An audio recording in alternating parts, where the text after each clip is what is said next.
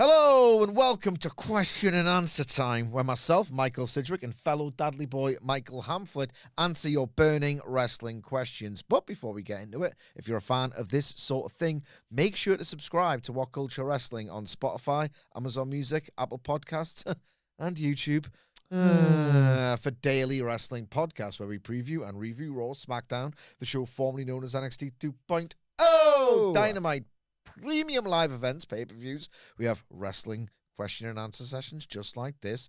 Wrestler interviews on occasion. Very rare. Very rare. Don't draw. That's the truth. Sometimes they just don't draw. Wilborn's good at them, though. Whenever one pops up, I recommend it. Indeed. I don't know if people watch them. Yeah. We have roundtable discussions, and we host a roundup of the week complete with a bloody good quiz of cows on wrestle culture. Hamflett, how are you? I'm all right. How are you? Yeah. I'm all right. Great result for the Toon last night.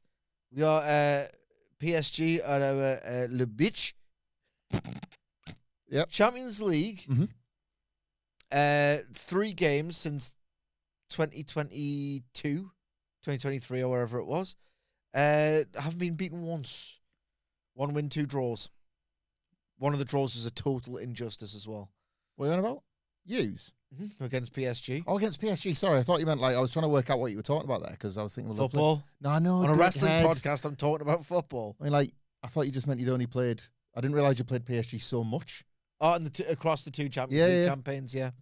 It's I don't know if that's good luck or bad because obviously you're performing well against them. Well, basically, if you think about it, though, mate, it's not like you're going to say something that makes you my mate, but okay, keep going. Yeah, PSG, if you don't know, are the champions of Europe, right? Right. So if we've undefeated against them, yeah, we're better than the champions. Better than 103 friends. Yeah, better than winning the Champions League. So we're going to answer your burning wrestling questions today. Should we? That intro wasn't clear enough. And that's what we're here to do. That is indeed what we are here to do. I love our community of fans, hence one of the reasons why we do this, so we can get the actual opportunity to give you in-depth responses to your burning wrestling questions. Because the first, I'm going to have to decode some of it in case you've not been listening to us or watching us or whatever for a long time. It's Marcus Bystrom. Sorry. I've almost certainly butchered that. I don't know. That was quite nice. Should I that do it sounded again? like, yeah, because it sounded like when this is your Wilborn's French. I was nice. Tingle. A little bit. Marcus Bystrom asks, is AJ Styles becoming a double sixer or actually retiring? So basically, just to translate in case you need it, that means is AJ Styles, I love the shared warped vernacular that we've developed. Is AJ Styles joining AEW? Is he going to TNA, or is he actually retiring for good? Now, there's been a bit of breaking news. We're not the ones to break it, but as ever, we will aggregate it and monetize it. Please. He has filed to trademark AJ Styles and P1 and an interesting slew of trademark applications from AJ Styles. Now, that does not necessarily mean he is going to, leave and join elsewhere. He could just be making sure everything is in order so he can go to the convention circuit, flog those 8x10s, get himself a new retro games console when he has, over which he'll have a conniption fit in the event of losing. Yeah. And just make a bit of additional retirement money that way. What do you see for AJ Styles? I was thinking about the post WWE run of AJ Styles whenever it happens, where we'll say if we're recording this before the Royal Rumble, so it could be coming up, it could be imminent, or it could be something that happens at the end of this year because it could, they could end up doing a John Cena thing they're currently just hiding through the booking of this Gunter program. So by the time we watch this, elements of this might be out of date. So I apologize in advance of that. But I have been thinking about AJ Styles post WWE, and my answer is sort of related to if it did happen now, if it did happen, if not with Gunther, if it happened, say, by the end of WrestleMania season, let's just say. Yes. I hadn't really considered the prospect of AEW as an option for AJ Styles. He didn't seem like somebody that particularly needed it, or certainly not for the credibility points or the validation, or maybe even the money based on the 10 years he's had with WWE. And as you say, the lifetime on the circuit he can have, the fact that there's going to be mailbox money from the various runs he's had over the years. and that WWE are in a relationship with TNA, and if he thought he was going to go do something outside the confines, it would probably just be kind of not even a loyalty run, just a novelty stretch maybe in TNA if he lost his WWE career. But the more this has felt like a shoot, and the more this has felt like he actually is off after that Nakamura blog post, the more I started to wonder about him being a dober. And Tony Khan would be mad not to at very least monitor the situation. Like, if AJ Styles had even half an eye on, like, having one last surprise in him, it would be the AEW run, wouldn't it? Yeah. That would be the one last. Christ, AJ Styles, like, you thought the only way he could still shock the world was to have, like, a good match with Nakamura, or to kind of out of nowhere deliver this really cool retirement run that you wouldn't necessarily foreseen coming. No, there was an extra one, and it was an entire AEW run, maybe only a short one, maybe just a couple of dream matches. And I wonder if the carrot and stick here would be Wembley. AEW might have one thing that could appeal to AJ Styles' ego as a performer, that could appeal to maybe his wage demands, either short or long term, and that would be... I don't think there's any problem with that. Yeah. Something massive. He's now spent 10 years in WWE. He came from, like, he left TNA and did work indies, loads of them, but ultimately did the biggest nights in New Japan, in the Hague. So he's not short of all those great stadium nights. But, you know, a Will Ospreay, off the top of my head, but there's others, obviously, but a Will Ospreay type dream match, Kenny Omega, we never paid that off in New Japan, actually, match, insert your wrestler at Wembley Stadium. You can sort of visualize the pitch coming together, can't you? Mm-hmm. You know, if he is free and available and interested. And I've just started to ruminate on that the more I've thought he is actually retiring sooner rather than later. Like, the more I'm now no longer thinking he gets to December in WWE, the more I could actually see AEW being a thing for a bit. I'd like who loses from that, unless, I suppose, WWE gets alienated by it. But then if you're AJ Styles, why would you care? Yeah. You know they're going to probably still call you up for things from time to time. Like, he's shocked people before, hasn't he? He doesn't come across like a guy that, like, wants to... And that is a weird one to work out. And yet there's been more than once where he's really, like, tipped things upside down in a way that nobody would have seen coming. Yeah. So I don't think you can quite rule that out. Because I understand the temptation, because he resisted it wasn't like a formal offer or nothing, but there was interest, of course, there was, from AEW upon launch 2019. It was mooted that there were loose conversations, even if they didn't go as high up as Tony and just between the books or whatever, of, right, okay, well, you can come in, get revenge for us turfing you out of Bullet Club, joining the Elite and all the rest of it. And then, as you'd hope happened with a lot of wrestlers, they were idiots if they didn't do this. It was a case of fend off any interest from these goddamn dobers and pay what should be market value for the talent that we are putting through the grinder almost constantly, right? And AJ speaks very positively about his experiences in WWE. As you would, if you were him, I guess. Indeed. Without going, because I know this doesn't matter, and there are certain people who lean certain ways politically in every wrestling locker room. AJ Styles, how to put it diplomatically, and I'm 40, I don't care as long as he's not hurting anyone. Even though I might disagree, I don't care. I'm just, for the purposes of this question, AJ Styles and WWE seem like a good fit, culturally. Okay, that's what I'll say. But then again, up until there were rumors that, he's retiring, and of course that would necessitate a bit of pomp and circumstance, if for no other reason than to heat up the guy who's doing the retiring. Triple H never seemed to fancy AJ Styles, didn't he? No. The henge guy, the LA Knight feud. I mean, he's not like, he had the Leon match with Cody, but like Solo Sikoa had a SummerSlam main event with Cody Rhodes. It doesn't necessarily mean that he holds you in the highest esteem. Triple H never seemed to think of AJ as one of his guys as part of this Renaissance era, I don't think.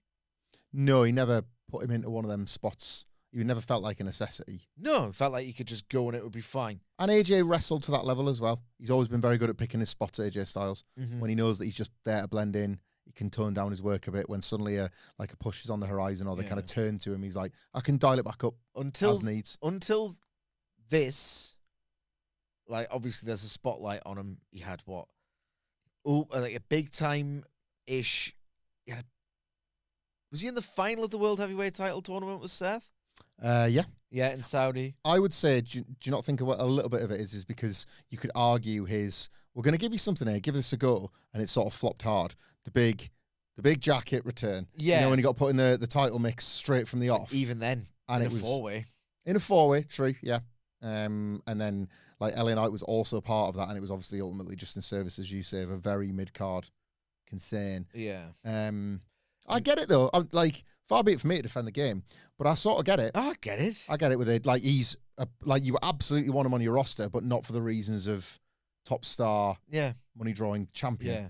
So if you combine the fact that I don't think Levesque has ever seemed to really fancy him as one of his guys, there's historical animosity with Heyman, who's proper in to creative and the whole process, and that just seems like AJ Styles is a very professional, serious, stern guy who's going to act like the big WWE I am when he's in WWE, but when he's out, or if he's out or whatever, it just seems like I understand the symmetry of the. I think he literally respects the business. He does respect I think if he signs a business. contract, he is all yours. Yeah. But when he's out of contract, he's allowed to be his own man again and will make the choice. It's a very complex figure for a guy that we don't consider all that complex. Yeah, I know. The only thing that's for sure about AJ Styles is nothing's for sure. He was rubbish at playing Crow Sting and that. Emo Styles at the back end of his TNA. I'm just miserable about everything, Dixie. The TNA thing's an interesting thing, but I understand. I was gonna say, I understand the nice poetry of the Rumble to Rumble decade-long run, but like, if in fact this is it for him on Sunday and he's filing trademarks, this is way too sophisticated to work for AJ Styles. Where he's told Shinsuke Nakamura to just let slip that was it, and but I'm gonna start filing trademarks ahead of the retirement match. Fair play if this is him, because I didn't think he was sophisticated enough. So if this all turns out to be a work and he has like a full year in WWE and all that, it's like a first dance level detail. Like, guys, AJ Styles, come on. It just feels like he can't wait to get out of there quick enough, which is what's sort of, unless they don't want that big a deal, WWE, in which case I don't know. I'm talking in circles and I know this. It's just interesting to ponder AJ Styles out of nowhere becoming a headline discussion point. Something new to talk about, at least. Is he a top drawing AEW world champion star? Like, if he comes in, do they think, hang on, it's not just AJ Styles, the rest of it perfectly fits our mold, our entire roster's favorite wrestler type stylistically, but he's also got all of the decade of WWE visibility. Like, a lot of our fan base will forgive an entire decade run because they love what AJ Styles is or what he represents. Could you push him as a top guy? Like, would he draw? Like, I think that's a fascinating thing to think about separately. It is as well, because, like, put it this way, AJ Styles is one of those guys. Yes, he did a lot for Roman in terms of critical acclaim in that awesome 26 series. He's had a lot of really, really, really well-received WWE moments, like the Shane match people love at Mania, and just various other things. People love the Cena stuff, you know. AJ's not like a CM Punk figure where the history of WWE cannot be written without him. You could do a coffee table book on WWE, and there are certain characters and events that are simply unomittable. Yep. We could omit AJ Styles. I'm talking a really basic. No, that's a good. Yeah, you know what I good mean? Like, you could just kind of take AJ out, and does it matter? Yep. Or maybe he could be like in the John Cena section for the trivia title reigns. But there's not like, and then AJ Styles came and did da-da-da-da-da-da-da. So I don't know. The WWE thing's weird. But he certainly, as you say, he's had a lot of visibility and profile. On the TNA, he didn't seem to know what they actually had planned for the show. Hence why when he made that cameo on the premiere, and he said, I'm going to keep it short and sweet because there's loads of wrestling to get through. There wasn't. No. And he just, again, he couldn't wait to get out of there quick enough for me.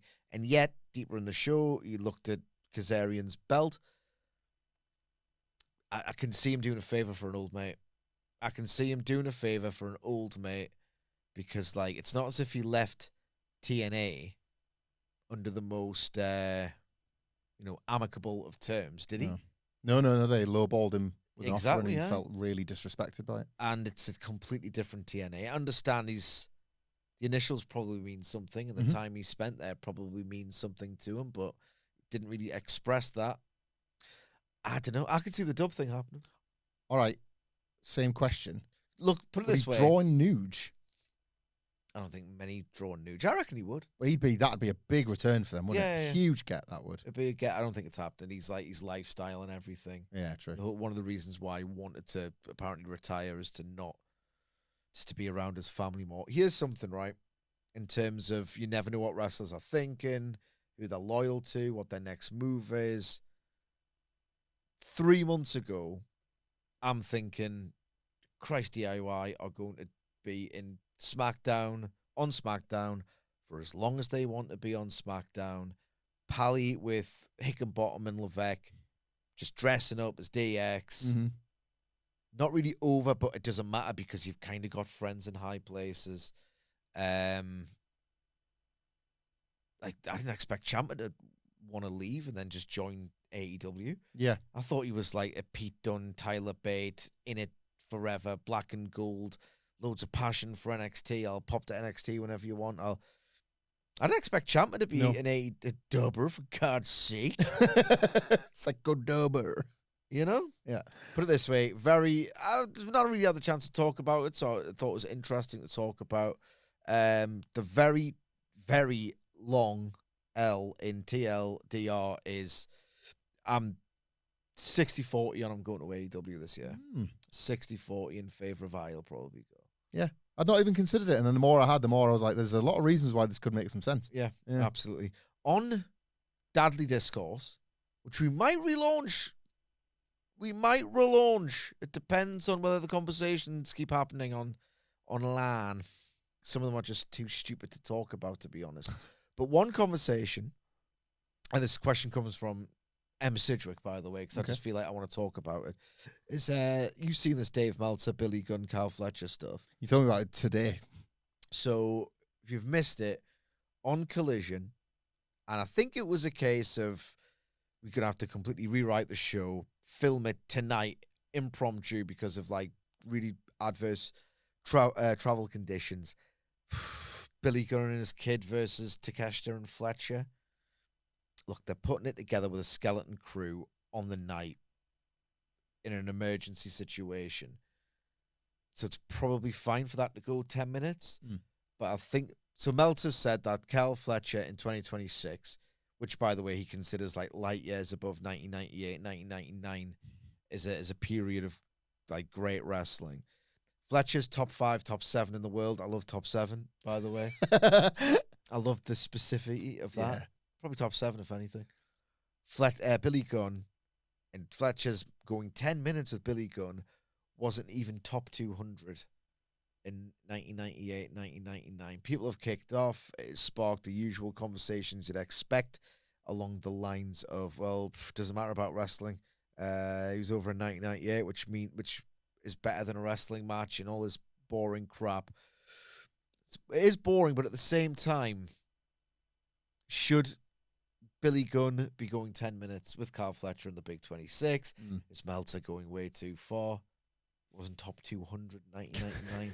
He was going through the spreadsheets in his head. Yeah. He really does think he can quite comfortably rattle off the 199 wrestlers across all of wrestling. I'm not Dave Meltzer. I don't know. Well, I know how his brain works a little bit, which is why I know why he flagged this up in particular. I would immediately view this within its context and just leave it. Like, my campaign would be on matches that shouldn't be 10 minutes full stop. Yes. Matches that should be 6. Yes. I think it's a problem in AEW, a Yes. big one that's been a problem for ages. But it would be easy to land on another match from the last month, the last 7 days, the last 12 hours. Jon Moxley and Ace Austin, as we record this. Yeah. But you'd be tripping up over matches that went 10 Yeah, minutes. but Jon Moxley's about 9 in the world, and Ace Austin's about 62, so it's not that big a leap. And this is why Dave Meltzer's brain is different, right? So there's my little agenda wrapped up in this. 10 minutes, yeah, it was too long. Why? Because The bloody all are. a team should have easily beaten another team in 6 or less because they're better, and that's wrestling. There it is, without the... And while we're at it, actually, can we pick on the old fart on that team over there? You know, like, I completely get how Meltzer has gone from that little critique to... Billy Gunn's the 200th best irredeemable. wrestler of 1998.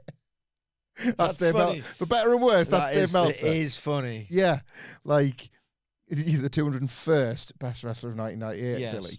Problem with that? Like, stick something in writing in my letters page. I wonder if Billy Gunn got in the 1998 PS50. That'd be one to check out, wouldn't it? Or where, what his highest Placing was ever.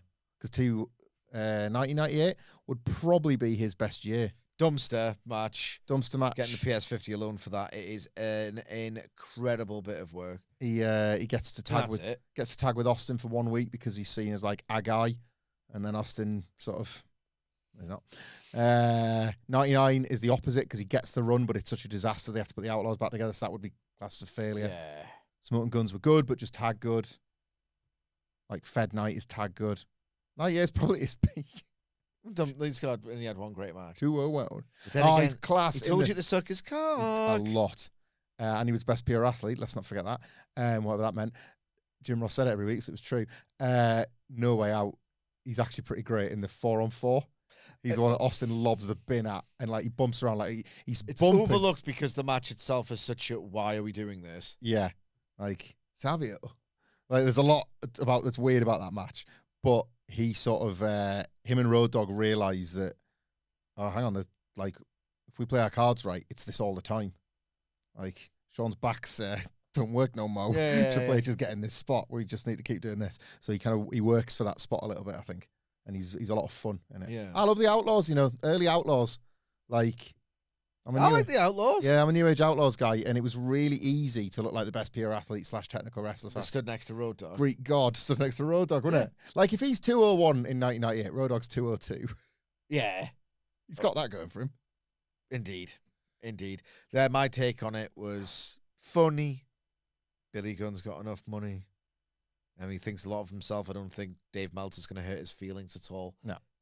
Billy Gunn really thinks a lot of himself, so no one's hurt. It's a funny...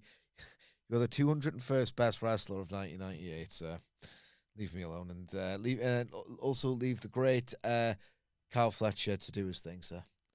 You shouldn't be going 10 minutes, but you could put a 100-year-old in a match against Konosuke Takeshita on Collision. It's going to go 10 minutes. Yeah, back and forth. The 100-year-old's got the heat. Like and the 100-year-old's really doing some damage to Takeshita on Collision during the commercial break. That's just how Collision works. Oh, that would work. I'm going to check the age when we get out of this, but I'm going to open this up to the comments to enjoy in their own time, doing some math calc and trig on this. You remember when Z Long Island True Story got legit big for a bit? Yeah. And Ryder was like building a bit of steam behind himself that WWE didn't use. Remember how his dad was a featured guy because it was like, this old guy goes to the gym and is weirdly tanned and jacked. Like Billy Gunn is now 60. Yeah. And looks like Billy Gunn still. What was the... sorry, carry on. I wonder how old Zach's dad was when they were filming that, and we were all instructed to be like, the old guy with biceps? I wonder if Billy Gunn, the active pro wrestler, is now just older than Zack Ryder's dad was in those... Because that would have been 2010. Yeah. So 16 years ago. You remember... Was it you or Murray who just pulled a weird Billy Gunn is older than stat at the desks? Yeah, it was me. He's 15 years older than Bob Backlund was in his like 1993 Royal Rumble run when he was like, old Bob. Old Bob. Oh, what's Bob doing here? It was like Bob Backlund was cryogenically frozen. And it was just like, oh, God. I mean, I know it was his wish to get back in WWF, but... Yeah. It's weird. It is weird. It's really strange. And he was always there, bare ass, wasn't he, Bob Backlund? That's the whole deal. You have to always caveat with this, like, you want to check out his Japan stuff in between his Fed runs, because, I mean, Bob Backlund, that guy's a striker. He's got soup bones like the dead man, as old Bobby B. He could throw some throws as well. He could do some throws. He did that, like, little duck arse Skippy did, like the... Very strong man. Yep. Like, lots to love about Bob Backlund, they told us. Yeah. Like, perfect heel. 94 Bob Backlund, when they're actually pushing the new generation. They've watched Piper Lawler from Kingdom of 94 that we were talking about. They're like, oh, that should be the bad guy. Yeah. We got one of them. It's Bob Backlund. That's sort of inspired. Deranged old man. Didn't draw a dime. Raging against the American poisoned youth. And, yeah. I know. Not bad. He was believable in the role. How amazing. And I need to find out if this happened once on Cage Match and then somehow find the tape. Imagine one time Bob Backlund appearing in the ECW arena in his full suit. You degenerate monsters! And Sandman just comes out and wants to cane him and drink him, and he's calling like a fat, out-of-shape thug or something like that. That would have been awesome, wouldn't it? Backlund. Van Damme just throws a table at him. Yeah. Chair at him. Van Daminator. Because he's quite good at the flailing arm. Like, Just like, he can scarcely believe what he's seeing in this hellhole in Philadelphia. Like the corruption of America's youth, it's far deeper than he could ever imagine. He cuts a promo on the state of Philadelphia, King of the Ring 1995. He's just like staring down this Philadelphia cheesesteak, and he's like, this is all that's wrong with America. It's disgusting and stuff. Imagine 10-year-old me looking at that and being like, I need to go there. I need to eat it now. I need to eat that right stinking now. Stinking? It's proper 90s verbiage, that. Right, well, now on to question 2. Let's do it. Good here, isn't it? Yeah, I like it. I love the studio, man. Me too.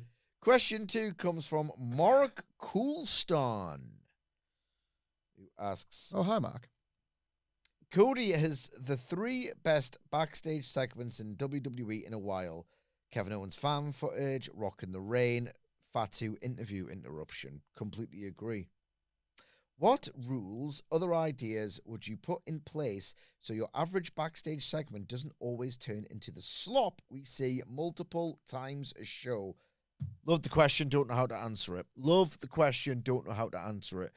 The examples you cited correctly, in my opinion, and Hamflett's I think as well, were fantastic because they were really real feeling, actual interruptions. That word has been bastardized. It means the opposite of what it often is the opposite of what it means. An interruption just means a scheduled part of the broadcast now.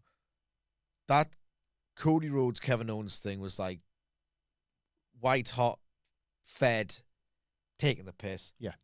I love, because me and Hamflett we have an in-joke on our NXT coverage where, and all wrestling operates like this, but NXT gets the most pelters for it, where the wrestlers live 2 hours a week.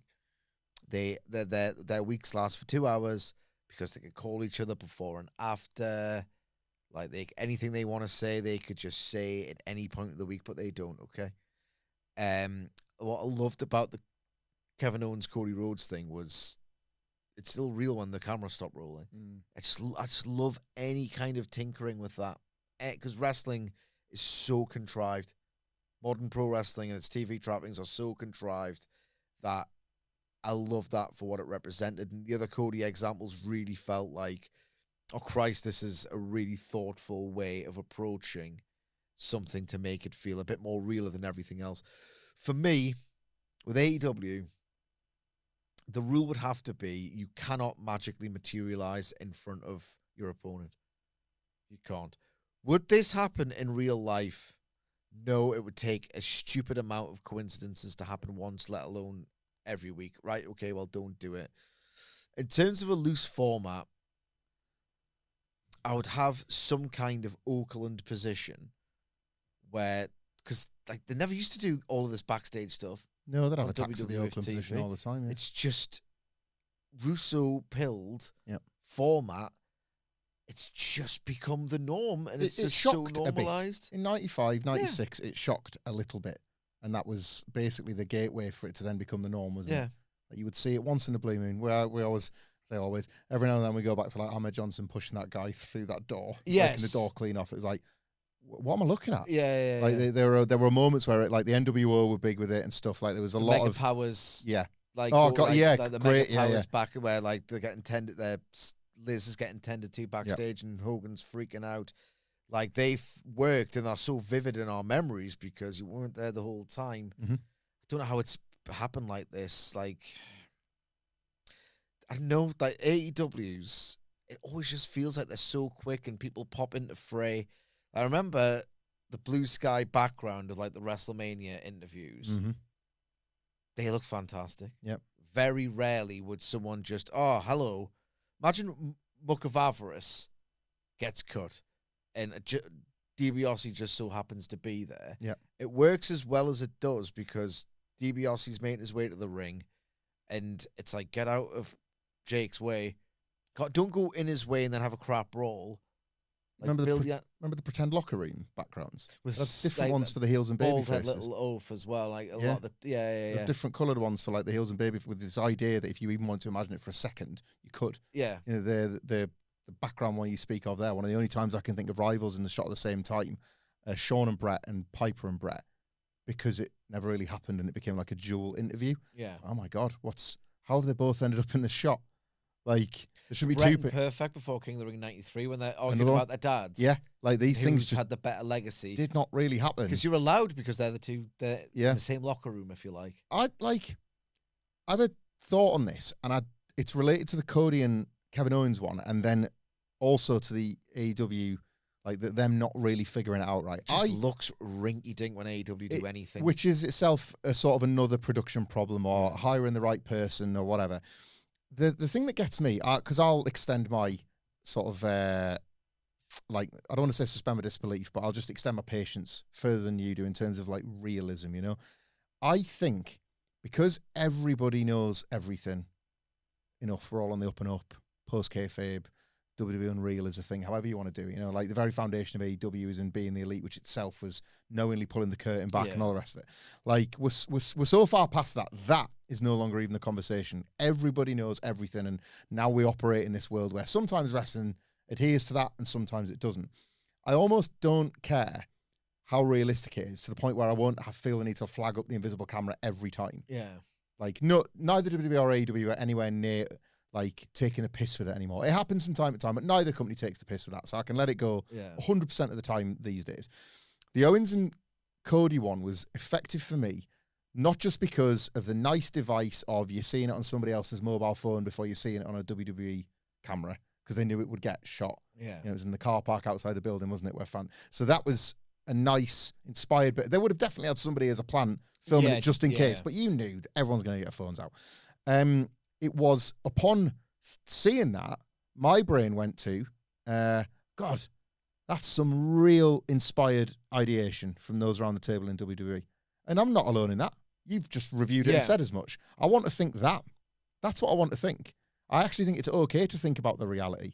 I want to think, because when you say about the low effort AEW backstage ones, rinky dink, low effort is the problem. It's that not enough people cared enough about my time and investment to make effort. In Cody and KO, somebody around the table went, boom, light bulb. And that is what inspired me to, like, watch the following week, because they cared enough to, like, make use of my time effectively. Do you know what I'm saying by that? It's like wrestling will relentlessly, considering it's a 52-week-a-year product, take the piss out of its audience's investment and time and all that. You just want to feel like you're being paid respect to by the people who book the show you like. And I think that's more than the backstage ones that feel fake and the ones that feel real. And would this actually happen? That kind of thing. Like Cody Rhodes and Jacob Fatu's one happened because it got to a point where Jacob was, in my mind, was made aware that Cody Rhodes is sitting down with Michael Cole and he can no longer sanction this bollocks from this sanctimonious arsehole Cody Rhodes without getting in there and having a word himself. Yeah. That's all I've needed, is the premise of this sit-down interview to then buy why Jacobs just stormed in. Yeah. I don't ask for much in that regard, but I want somebody around the table to be like, why? Why is this happening? Once you've got that, you're probably all right. Yeah. But they don't. They blatantly like, oh, we've got a segment that we need to knock out. Right, we'll just chuck them in a locker room. Yeah, chuck we don't them care anymore. Chuck them in a corridor. Yeah. You know, it's like that one step that is missing, I think, makes all the difference. Yeah. It's just nuts how the two things that really piss me off, it just all dates back to like 98. Like Vince Russo wanted as much time out of the ring as possible. Mm-hmm. and he had these daft ideas for angles, some of which were goated, I will not lie. And then he's just expanded it, and then his approach is completely different. Now we're stuck with it, even though it's just this slop where they've just magically materialized next to their opponents. It's just brainless crap, and, you know, as Hamflett points out, thoughtless crap. Steve Austin being as over as he did has kind of ruined wrestling as well. Pillman's Got a Gun is as awesome as it is awful. Yeah. You can have, like, you can share those thoughts about that segment at the same time. It's sort of a nightmare as a wrestling segment if you think about the reality of this. Home invasion, man held at gunpoint, the whole deal, live on broadcast television. Like, well, when's the local news going to interrupt Raw and be like, huge news in Cincinnati, a guy's been held at gunpoint because the whole street is and it's in the celebrities. That's the story of the year in Hollywood, for example, you know. But it was captivating in the moment. Steve Austin was incredible. Brian Pillman was incredible, you know. Steve Austin getting all those pops when the glass shattered. Not every promoter, when it makes no sense. It was fine when it was Austin. All right, well, they get a pop now, play music. I get your frustration with that. Does my absolute nut. But here's the thing, we've just wasted our time because they don't give a goddamn. Here's a question. It comes from Ian McKenna, but somebody else whose name escapes me or I've not brought up also mentions it. Ian says, do you think the reason WWE seem allergic to pulling the trigger on Cody versus Punk is that in their mind it'll somehow legitimize AEW? The other person, just to put words in the mouth, I'm trying to paraphrase, wonders whether WWE aren't doing it because they're actually afraid it won't be a draw. The opposite is true for me. So I think that they're not doing it because it'll be a draw. If anything, the opposite is true. They know it's massive, and they like having it in their back pocket. Ian McKenna's is interesting, but I would say, just to reiterate, he says, is the reason WWE seem allergic to pulling the trigger on Cody versus Punk is that in their mind it'll somehow legitimize AEW? I would disagree. I know that kind of is not usually my way of viewing WWE, i.e. very cynically. They've already spoke around AEW with, like, I did what you said you were going to do, and da-da-da-da-da.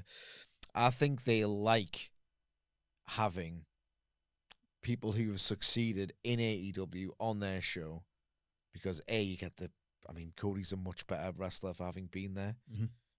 Punk probably would have been the same, but whatever. It's like, oh, they had their little fun there, but this is the big time. Definitely. So I think they like it for that reason now, as opposed to how it might have been under Vince. But then again, Vince was instrumental in booking Cody and building him as the next big star. So I don't think AEW has much to do with it, honestly. I think the reason why they haven't pulled the trigger yet is because since early 2024, late 2023, Cody and Punk have been predominantly on different shows. They're the biggest baby faces on each in what is becoming a post-Roman world. That's how it's always worked on a brand split. The ideal version of a brand split is you have a top baby face on one show and a top baby face on the other, and they've got it. And you wouldn't want to, as class as the idea of the match is, as awesome as the segments have been, almost like cruelly awesome at this point, considering it doesn't feel like they are in a position to get to it anytime soon. There's no urgent need for it, really. You're asking the audience to side, with one wrestler over the other, when really what you want is for that audience who are going to watch Raw and SmackDown alike to watch both and like them both equally. It's I think it's just a grim economic reality of the brand extension model. It does make total sense. It's just bad for us because we really want to see it. I think it's a little bit more of an alignment issue than people realize. Checking the next question. I didn't just get a WhatsApp.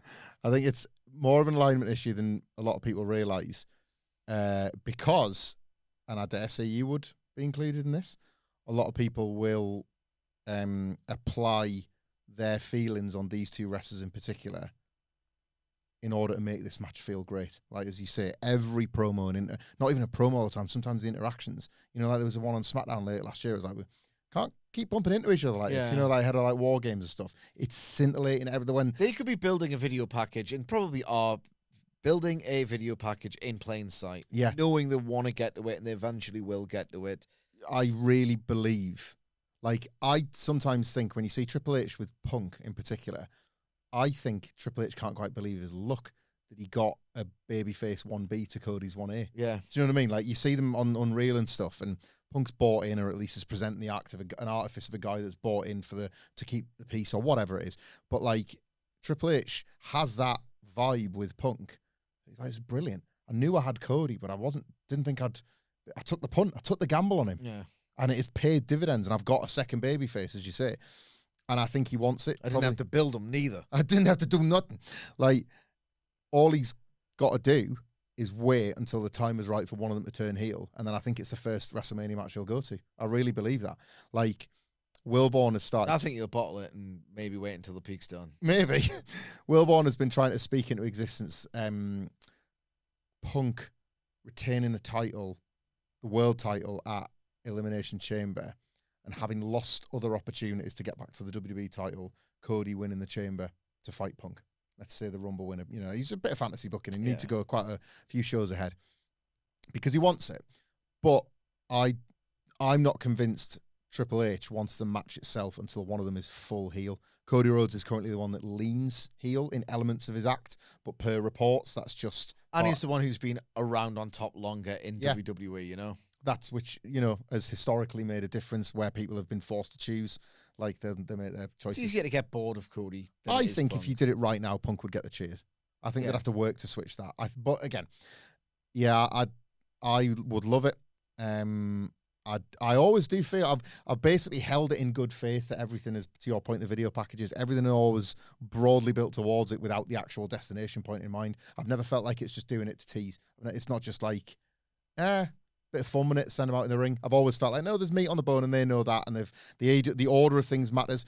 To the original question about the AEW thing, it was very important they addressed that in the first promo battle. But look at what's happened since. They actually talk about wanting to be the WWE title, like be the WWE champion or win the title or be a top guy or be better than Roman or whatever the prize. They're not really onto each other's backgrounds anymore, are they? No. They did it. It was amazing. Yeah. They said what we wanted them to say. They would bring it back up again, I suspect. But yeah, but like he's, you know, if Cody goes back to, you sat on the stage and I did it, Punk could very easily, well, yeah, all right, what else you got? It's 20. It's the big 26 now. Are we still talking about that? Yeah. Like you could easily just like move on. And to your point about AEW being like, well, they're in the big leagues now. Triple H can't talk about smoky bingo halls, but he can talk about secondary organizations, can't he? Yeah, that he dominated actually. If yeah, anything. that's their new AEW's that to them now. Yeah, I don't think it's. I mean, they like to. But first of all, because they're like loads of, like they're very talented, but they like WWE are very savvy. Unfortunately, find a way to market whatever they're doing to their own advantage. And this Tony fumbled. Oh, we got that because we got X wrestler. Because AEW, as big as they sometimes think they can be with their little cool, the nice little annual stadium show, they always want to come back here. We'll show them who's boss. It's that's what I think's going on anyway. We now have a question from the bad boy of bluegrass, Capitan Sexy Banjo. Great name. Great name. Yeah, it is. This could be controversial since online wrestling people have thin skin. But is Dave Meltzer having a positive or negative influence on AEW's locker room and in-ring product, but most importantly on their overall popularity? Right. Very, very, very few people use Twitter compared to like the American public at large, and then you could sort of extrapolate that to the American TV viewing audience, or the potential viewing audience. Like, Twitter is a bubble. It is a bubble. It really is. And Dave is very, very active on Twitter. But who cares about it in terms of like everything, you know? So I think I would downplay it on that basis alone. Just the fact that when Twitter versus, like, the last one I read of, like, Twitter users versus population of the US, oh Christ, be honourable. I'll sometimes say something about Mrs. who's nowhere near as online as me. Will say, what you on about? I think you've had experiences with your missus as My well. wife, like, had a moment of clarity with trying to get off Twitter, was when she was like so detached from the thing I was speaking of. I was like, oh, there are just completely different planes. Yeah. And that's where we've reached at this point. Yeah. And that was helpful for me to be like, she's fine. Yeah. Like, I could maybe step away from this because Yeah. she's all right. Like, you know. So while I don't think Dave Meltzer, right, being on Twitter and reading as your friend, and I don't like him on Twitter at all. At all. After sometimes read an old Observer to remember who he is, who he was.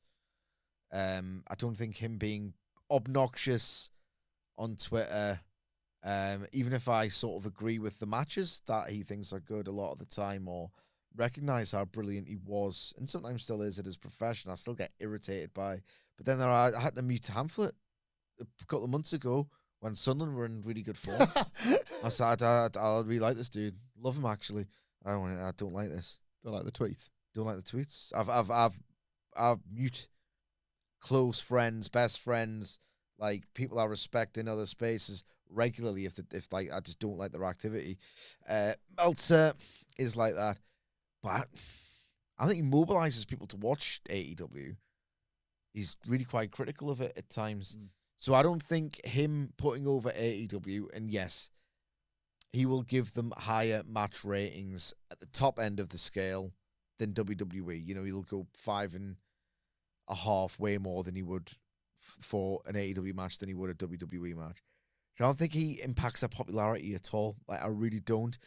However, there remains, I feels inarguable that both Tony Khan and the roster have spent so long sort of either laying out the matches, allocating time for the matches, working the matches, with the idea of being, I mean, the freaking tagline for the company is where the best wrestle. Yeah. Which is a synonym of, it's a slightly more kayfabe version of where the best matches happen. Mm-hmm. Because, like, they're not meant to be great matches. They're the matches are the great matches are a byproduct of the great wrestlers who are really competitive one another, and that there's no separating them or whatever.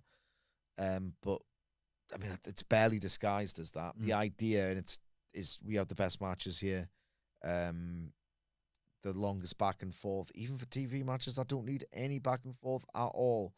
The Meltzer critical acclaim currency, which feels like friggin' Bitcoin now, it's so dead. AEW still operates in terms of the way it advertises what it's all about, as if it's still 2017, as if Omega Okada 1's just happened, and God, these matches are so great, and this new era of great action, more accessible than ever, more frequent than ever. God, it's just amazing time to be a wrestling fan. They book like it's still 2017. Like these sort of like fortnightly 5-star ratings that are unprecedented in all of history. I find it completely odd. But I do agree that this emphasis on the match explicitly being good before you watch it, as opposed to, I need to see these two wrestle, and oh God, what a great match that turned out to be. It's not brand new. Dave's so much more clever than I am when it comes to wrestling. They did this in St. Louis in 1940. Oh, thanks, Dave. It's not new. It's not necessarily the worst thing in the world, but I think it's real. Yeah. Back in 1996, the Fed were doing it. Well, this is the thing, right? It's all about, I think it's the bigger picture. I think you've nailed it. It's about the bigger picture and how it's like, at this point, Tony Khan is a literal example as a promoter, but AEW, the people at the core of AEW when it formed and who are still part of it now, Dave Meltzer and Dave Meltzer's perception of pro wrestling, and I don't just want to lump it on him, but like Dave Meltzer, Wade Keller, the very sort of first, like the pioneers of that way of viewing wrestling, viewing it through a post-kayfabe lens as well as enjoying the on-screen product, whatever. That's just like baked in to how they view wrestling in the same way you learn how to count or learn the alphabet. Yeah. It still was in TNA. They tried, like, they didn't have the product to support it, but they went with Wrestling Matters for a while. It was laughable. TNA went with Wrestling Matters because they did not have the promotion to pull that off. But you could see why with an AJ Styles and a Christopher Daniels and Samoa Joe, and that they would like try and, oh, we've got these guys. The Fed will never go for these guys in 2010 or whatever. So we'll be the Wrestling Matters company, whatever. Like Ring of Honor, again, had it in its like ABC and 1, 2, 3. It was like, no, this is what we think wrestling is. Yeah, it's an expectation if you're going to see at least one great match on this show. Yeah, it's not new. Copies of The Observer were either on Vince McMahon's desk or were put on his desk by the likes of Jim Ross, Jim Cornette, et al. In 95, 96. And it was a way... Before that, Howard Finkel would compile the Fink report. Yeah. So it was an option for Vince McMahon, Pat Patterson, Bruce Pritchard, WWE 2Book2, but just an option. It wasn't yet quite baked into the landscape. Any promotion that forms now would be thrilled to read of itself in something like The Observer, or a variant of The Observer, you know, like the Torch, Fightful Even. The things change, but fundamentally we use Meltzer because he was kind of the first. We love Meltzer in a way that people younger, you and I, love Meltzer in a way that people younger than us simply cannot understand, because they weren't, when they were of age where they were learning about how the business worked, they had different people online. Yeah. Like Meltzer was our guy, he was our gateway, but a lot of them don't see him as this important historical figure in the way that we do. So even that has changed, like people's experience of, you know, sort of that coverage of wrestling and how it's baked into their, like, might not include Meltzer. So their first look at him might be this Twitter guy that, as you say, is maybe not the best advert for what he was / is. It will never change now. Yeah. A wrestling company will never form and not be thinking a little bit of star ratings. Triple H did it when he got drunk on it, when he went from the NXT Golden era to the work rate period. Yeah. He himself was that little generation younger that could realize this is gonna get me some acclaim here. I can chase that, you know. They've all done it. They all love doing it. The wrestlers who are the most gotten to about Meltzer and how those ratings don't mean anything are either perennial 3-3ers like Seth Rollins, or just total duders like Bully Ray, Dudley, and the like. Has there ever been one of those who then just, you believe, genuinely doesn't care? Like, you know, like those, this is off the top of my head, but like, it's probably not. But like John Cena, for example, do you honestly think John Cena cares what his star rating? He seems like a guy that might have just been able to kind of wave that away and be like, that's not really my world, that. It's nice to get a bit of it in 2015. Like, my colleagues are telling me, Christ, you're pretty good, mate. But was he bothered? You know, maybe not. You'd think Moxley wouldn't be, but he let slip. You know, when he hopped onto the sessions with Renee Paquette in the wake of CM Punk out of nowhere going, oh yeah, I hated Moxley's Rocky 3 idea. Yeah. He got a few shots. And then he said, yeah, right, I'm going to hop on I need to get a few shots. I hate doing this, man. What's his dick has been on. Remember What's his dick? Yeah. That's what he said, isn't What's his dick, yeah. What's his dick has been on. So he's going through, and he's basically stressing. Remember when CM Punk returned to Quake by the Lake and started jumping around on his ankle? So he's basically, you know what Mox is saying and all the rest of it. He goes, that was a 5-star match, by the way. Didn't get it, but it was 5 stars. So you could tell. So remember that Quake by the Lake? I think he got 4 and 3. One of my favorite AEW It was unbelievable. Mox was probably reading the Observer going, did I get the 5 for that? Because I should have. And he's probably gone, They all care. Actually, Mox is better at tapes, didn't he? Cena used the Observer as a guide for the tapes when he was. So he's like, you see that footage of him going, I've got my stuff from Tiger Mask, and he's basically done filter. He's probably thrilled when he found out 2011 happened for him. The trick is, all wrestlers have got the thinnest skin in the world. They all want to have great matches or do great things. The trick is to disguise that. If I watched John Mox, and this, and I've written this and said this many times, this thin-skinned desire for acclaim so often manifests in this sort of like too much, or I'd love to get a rave review for this, so I'll do 2 minutes. Meltzer believes this doesn't happen. I believe he's completely wrong, and it would necessarily be his fault, but I think it does. I truly think it does. How many times have you watched a match where you thought, oh my God, they've completely did this in a really understated way, let the story speak for itself. Basically, Sultan did very few moves for most of it just to try and tell a particular story. The amount of content in matches is outrageous. It's just, I'm numb to it.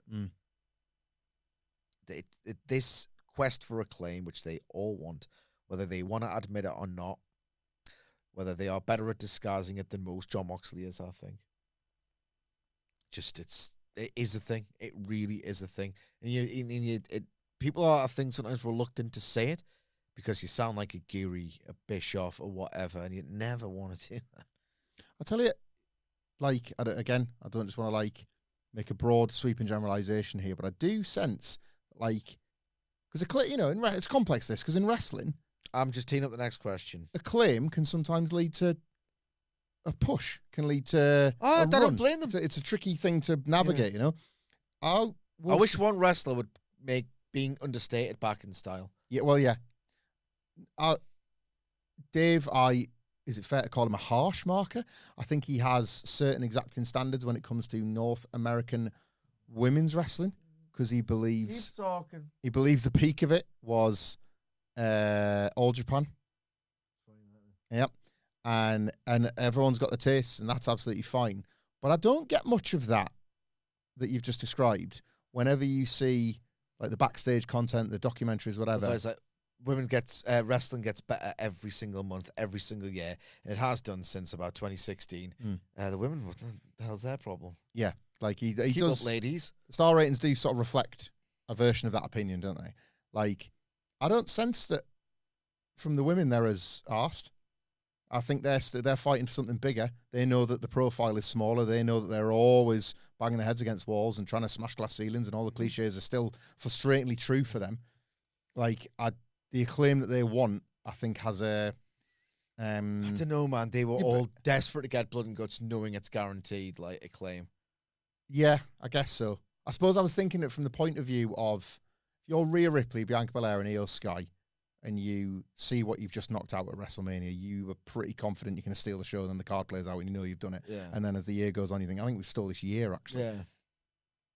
I don't know. Something just tells me they're not chasing down that Friday's Observer. They're thinking, is this company, like, could we get in the main event next year? Yeah, is no. Is the company back to believing in it? Maybe, but it's a bad reason why. It's because they're marginalised still. Yeah. But it feels like they've got something bigger to fight for, where the men have got the luxury of wanting the 5 stars, you know? Aye. I don't know. But this, like, the matches get longer all the time. The mid-card matches get longer and longer and longer. The sprint's dead. The sub 10-minute pay-per-view opener is dead. Like, this is all the result of this collective desire for everyone to think they're great. Not to draw the most money, because that's not a badge of honor anymore, because very rarely is it personally credited to, like, one or two people. Yep. In a different post, like, TV rights world. There's a lot of factors that go into this, but it used to be the case of I draw the most money, I make the most money, and now it's like, all right, okay, well, it's all very brand. I need my validation from somewhere. Ooh, I'll put 10 more near falls in this match. Yeah. It's basically, it comes down to the ego and thin skin. 2 seconds. Matt Reigns has requested a soccer tangent. Maybe we should come up with some kind of bit. Like that. Yeah. And the voice you did in. Yeah, and another one as well. Our Sidgwick's closing in to a soccer tangent. That's nice. Okay. That Benfica Real Madrid ending yesterday was one of the greatest all-time endings to a match, all things considered. For context, if you don't watch football, a team is Benfica is defeating Real Madrid 3-2. Benfica, no slouches, got a great, proud history in their own right, but Real Madrid are a genuine super powerhouse of European football, the most successful club, I think, in the history of the European club game. Certainly if you measure it by Champions League titles, they are kind of like the arrogant dynasty. Pick your least favorite successful sports team. That's Real Madrid in soccer terms. Plot twist. Benfica's manager is an old folk hero of the game called Jose Mourinho, who used to be a detestable but love to hate prick, top heel, but you loved him anyway. Kind of like the Ric Flair.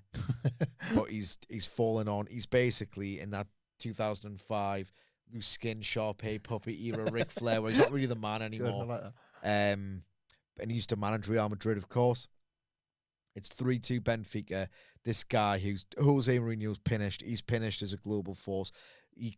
he hasn't had many famous wins, really. He's gone down the football pyramid and the outer reaches and back to Portugal and doesn't get the top jobs. But Benfica are 3-2 up. They need another goal in the 97th minute to stay in the Champions League. Plot twist, an awful person plays for the team who they need to surpass to knock out. The goalkeeper scores in the 97th minute. That's what it's like. There are so many beats to that story, layers to that story. Unbelievable drama. It's a game of football in and of itself. Take all the narratives away from it. It's still amazing in terms of pure action. Unbelievable. So that has prompted Matt Rains to ask, what are your favourite ends? Sorry, I know what are your favourite ends means. I don't know what that means. He liked being in on that one. This podcast is for entertainment purposes only. What are your favourite ends to a football match? Aguero and Dini aside, both are goated. Aguero, I watched that as a neutral live. It's unbelievable. Unbelievable. The Dini one, I've only seen it on highlights, but that's quite incredible. You know what that is? Yeah, I was more in it than the Aguero one because I've got a good Leicester mate. So, I was way more in that Dini one than the Aguero. From a Newcastle fan perspective, there's only one real answer, and that's Czech Tiote last-minute volley outside the box.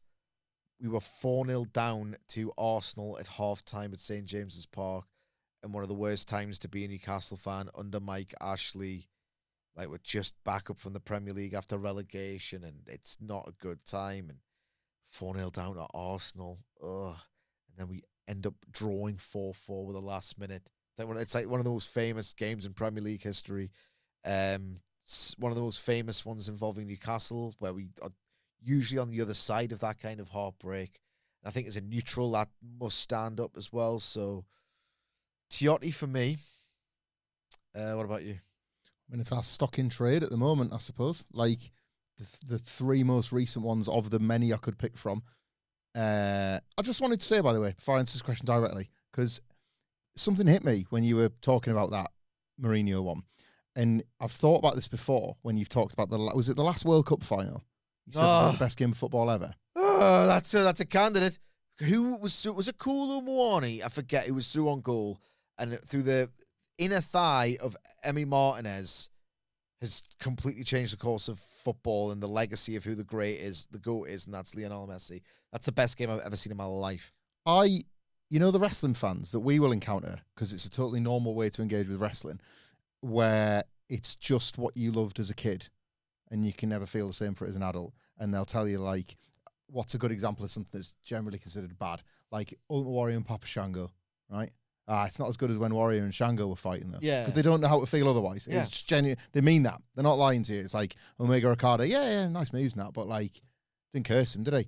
And they will just feel that with all their chest, because that was what meant something to them. It's really occurred to me how much that is the case with me in football outside of Sunderland.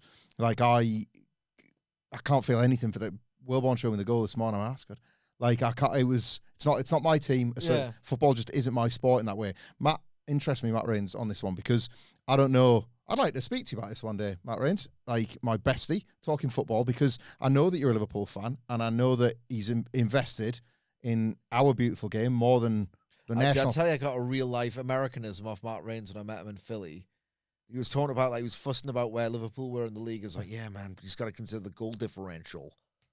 They've taken it and they made it better. Took 1 minute. Yeah. Well done, America, you've done it again. But as far as I know, a greater interest in our national sport than their national pastime, like baseball, or I know he's got an NFL team, but it's by the by. It's still fit when I pick one sport. When I chat football with Matt Rains and live it and bleed it. When I chat football with Matt Rains, I've never asked you this, I should have done it sooner. It still feels like he's in a very, very extended honeymoon period with it, and that's really nice. And you would if you're a Liverpool fan, because it's been pretty good to be a Liverpool fan for the most part, the last sort of 10 years or so. I don't have that. The Aguero one was a big one for me, because I was angrier with it happened than the magic of it happening, if that makes sense. I didn't really want Man City to win the league. I wanted Man United to win it for one. For another, when they're playing you. Yeah.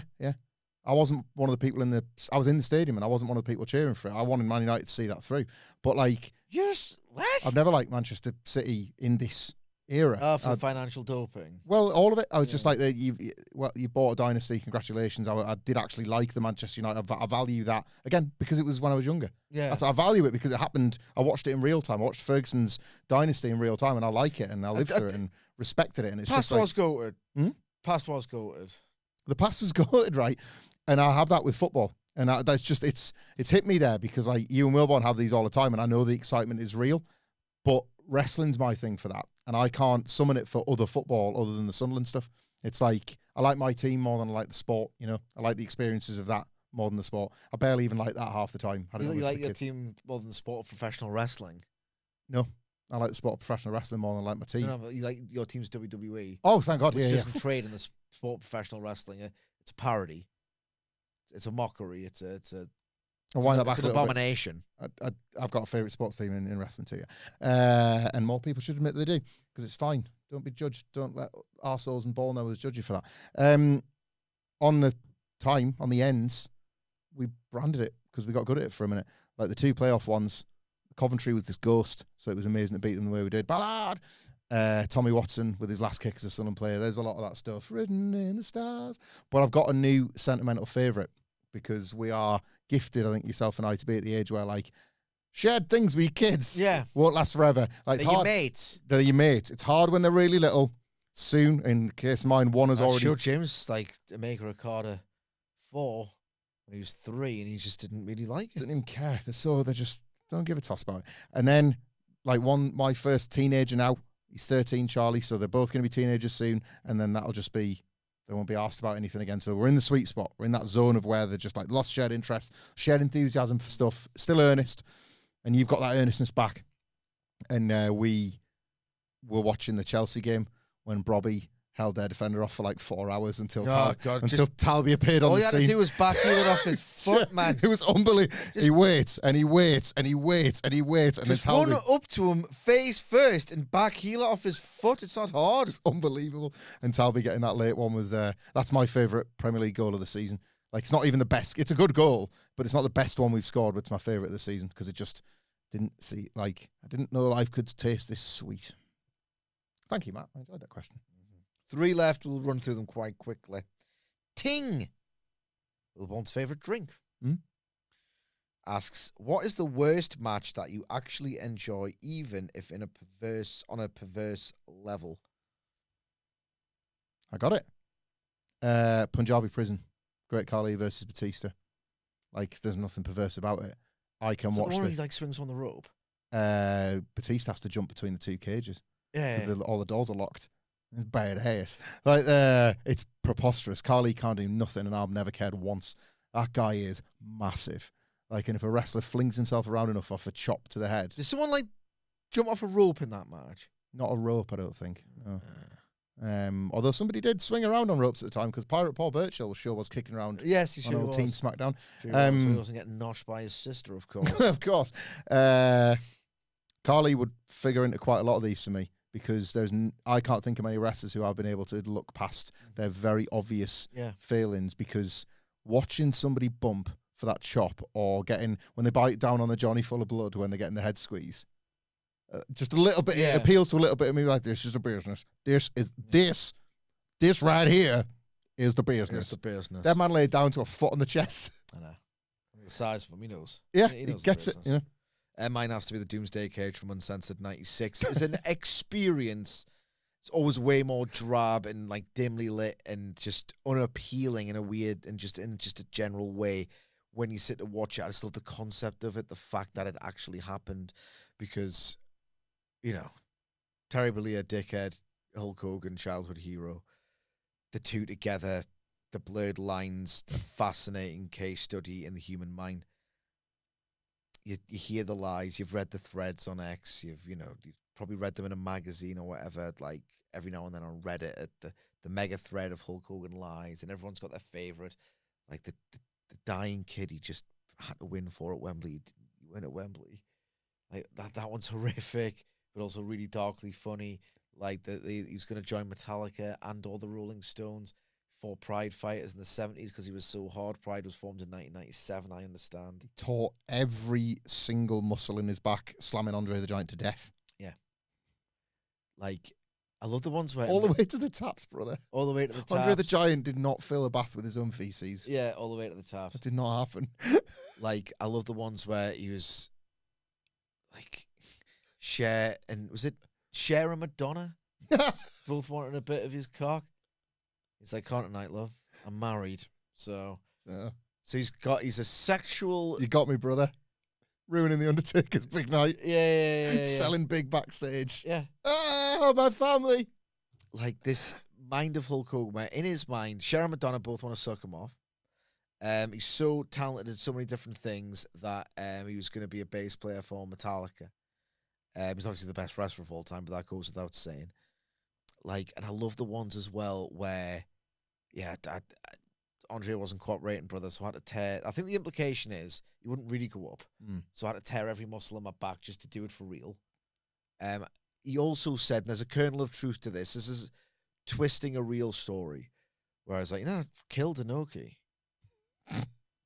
I killed Antonio Inoki stone dead in the middle of the ring. Luckily for him, they give him CPR, but I killed him through the power of Hulkamania. Like, what actually happened was he axe bombed him off the apron, right? And Inoki's knocked himself out. Yeah, he's knocked himself loopy, unconscious for a little bit. He's stirred, and he's like, this is horrible for Inoki. He'd like to win. Mm-hmm. It's like, no, but and Hulk Hogan's like, oh my god, brother. Well, the pearly gate's like, I killed you with my might. So I love the ones where he's just rocked. Like the axe bomber could kill a man. Yeah. So what I love about the uncensored match is it gives you a glimpse into that insane mind that you only read about on Threads. The most unchecked ego of Hulkamania running wild. The guy who lived the Forrest Gump life in his own head, right? That is what you see in Uncensored 96. So, yeah, well, first of all, I'm the biggest wrestling star of all time and the hardest guy. So it'll be me and Savage. I'll take on 8. It was going to be 9. It was going to be 9 until Pillman noped it. Who's considered the other biggest wrestling star of all time? Flair. Yeah, I'll show him because I'm allowed. He can be a one-hit Streets of Rage level little boss at the top. Him and On, is it? Him and On. And On's helpfully dressed as a ninja. It's one of my favorite things. And then it's just Hogan being Hogan. And it is so pure, uncut Hulk Hogan. This thing that somehow made it onto TV. That eventually I know you've got creative control, but I'm sorry, Terry, but that's too Hulk Hogan. You're probably going to have to turn heel, otherwise we're all completely... Love it, love it, love it. 2 more questions very quickly. Taking enough of your time today. Yes. Good, though. I've enjoyed this. Jack. I'll see you later. Jack asks, what would be the worst, funniest AEW to WWE trade? I mean, you've won. For example, the dead man in AEW. That's terrific. Can you imagine that? Oh, I thought I'd come to a wrestling locker room, not a kindergarten. Just the disdain that he would have. Like, I think, with what little we know about how the dead man actually operates. Dead man. What? No, there's a certain thing you like brought into the locker room. I'm listening. We've got a knife. All right.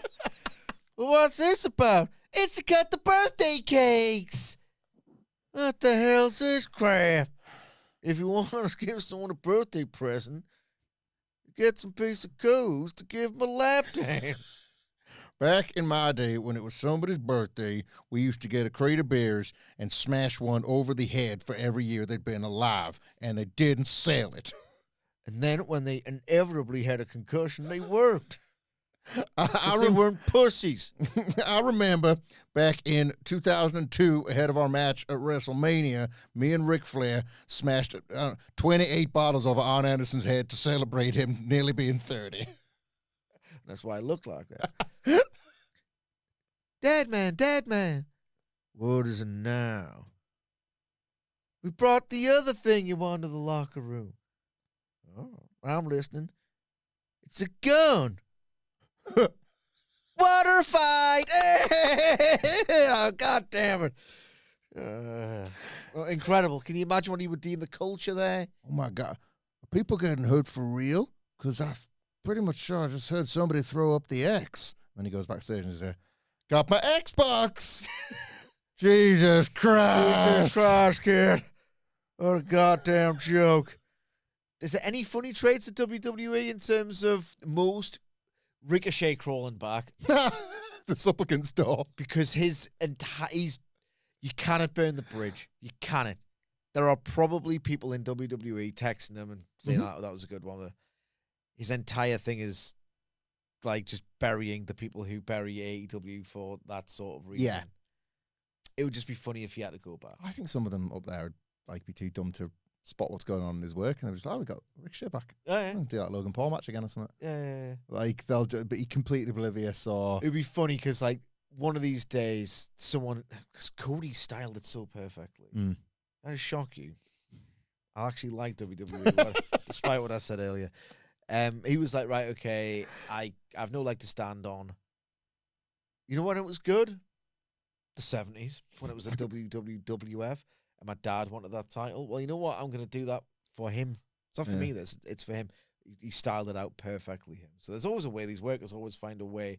So Dead Man in the dub for me. Do you think it's because of the constantly changing identity of WWE, and in recent years, backstage, obviously the massive change, the seismic change with Vince McMahon's exit? Do you think it's just hard to nail down one specific identity that an AEW wrestler can rally against without being able to find, like the Young Bucks and Kenny Omega, right? They could just find something that works for them about WWE, and that would strip away the disdain for what so much of it is. To be honest, they haven't really touched it since Levesque took it over in No. terms of burying it. Not really. It wouldn't matter to them anymore. No, whereas like AEW still maintains a certain identity that a certain old timer, like The Undertaker, would just despise without compromise. Aye. He could see a match that he earnestly loved, and he'd still be like, books them now.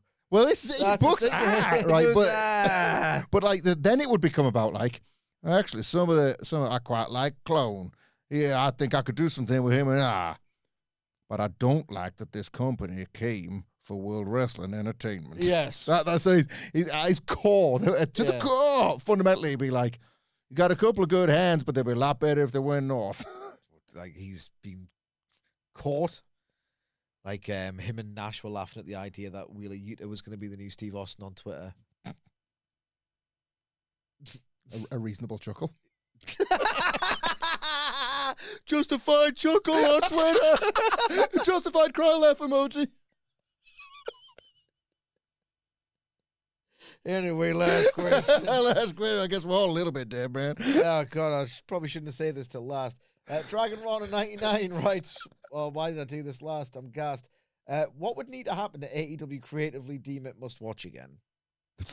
I'll tell you this now. Tony Khan needs to give up the book. I've said this before, I've said it again. The format, every week, something like John Moxley versus Ace Austin happens, and I'm like, all right, okay, get it off him. But it ain't going to happen. It's not to say that AEW can never have a red hot period, but that is the quickest way. A new voice in the room. But there's no like succession plans to identify and nurture those young new creative voices. Here's the thing. Is that the only answer there's ever been in North America? When you really boil it down, right? The big red button. Vince did it twice, but did he? It was Luck and Vince Russo and so Pat much in Patterson 97. era, Poole to Vince Russo. They're red. That's a red button change, isn't it? It's like stop everything and change everything. That's completely philosophical overhaul stuff. Exactly. Tony Khan exists, so there's one. Triple H takes over from Vince McMahon. There's another one.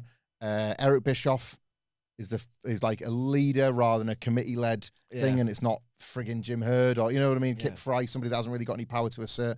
Without that top level, a different person, so it doesn't really happen, does it? The big booms that you think about, like the creatively or otherwise. This is it. So I've said it for a while. Every time I see a John Moxley versus Ace Austin match, and there's other ones in that genre, I'm just like, we're kind of done here with Tony Khan and his quirks. It'd be nice just to give someone that he trusts, that he might have developed, that he might have worked alongside, like a Danielson or a Dax Harwood. Dax Harwood, I reckon, has got a mind for booking. Brian's got a bit of a hit-miss record, hasn't he? He has, but everything that Dax Harwood has said was an idea on his, short-lived podcast or anything he can blatantly tell as one of his ideas. I'm like, he could be something, I reckon. Anyway, if you've got any more questions, let us know ahead of the next edition. We kind of do it ad hoc, but, just keep your eyes peeled on X. Endure the slop. Endure the sort of awful posts you see on a daily basis.